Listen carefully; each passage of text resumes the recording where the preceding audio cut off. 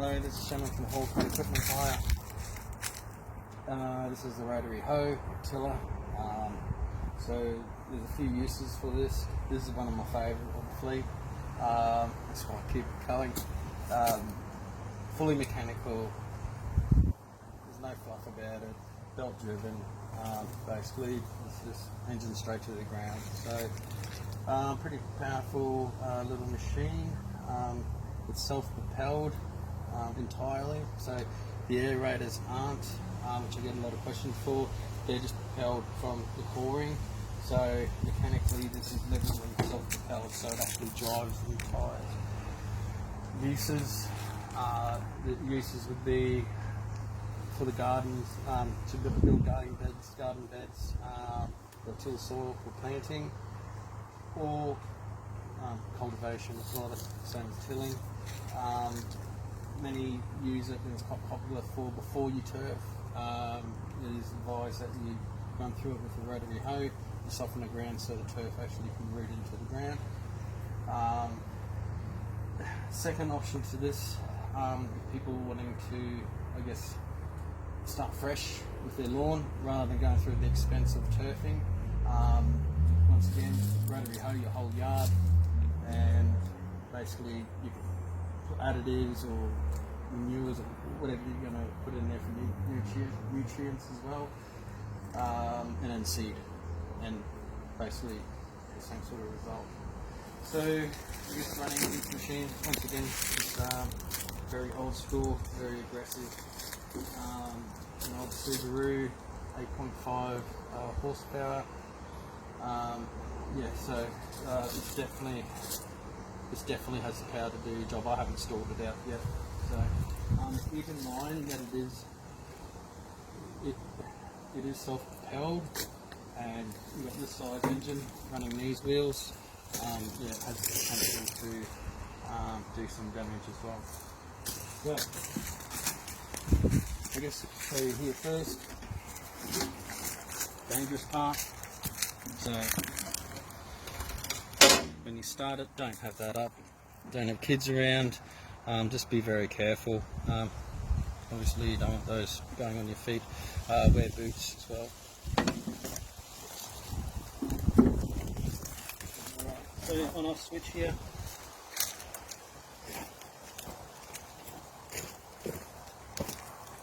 This is your choke. Once again, I'll put oil all over the machine so they don't rust. Fuel on. This is your revs. Once again, same as the other ones, need to get the top dead center. So obviously, when it gets tight, just give it a full pull.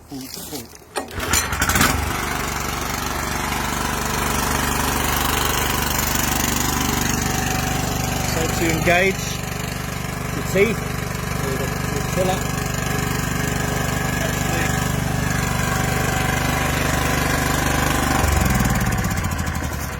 these are your levers to engage the drives. So rotor is down here, your cutting tool, and your wheel clutch.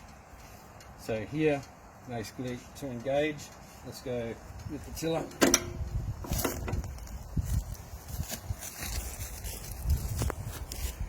Lock it in.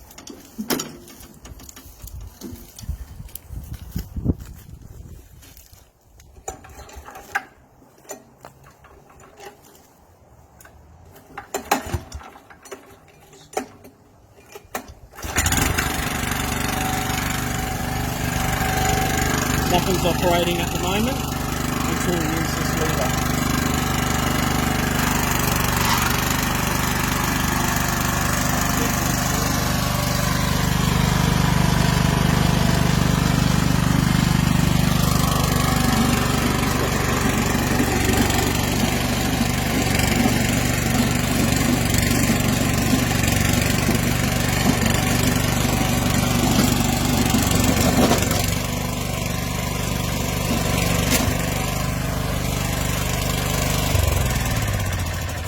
Now you can see it's starting to turn it up, doesn't look like it has.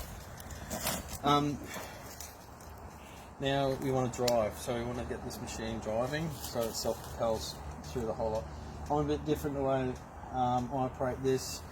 Basically, I like to cut the crust and just let it find its own way, and then basically move on. And once you cut the crust, then we can engage these wheels. Excuse the smoke, there's the oil again.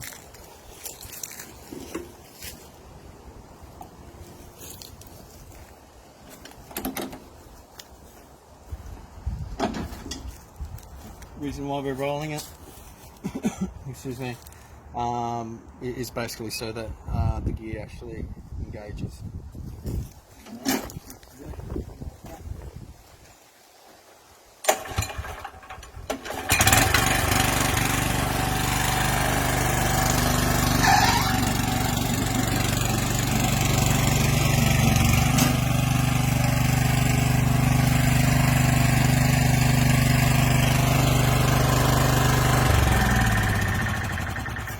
So with tilling, take your time. You're not going to get it all done in one hit. As you can see, it does go relatively deep, but I do it like, I guess, if you're painting a room, you do the outside and then go across and outside and then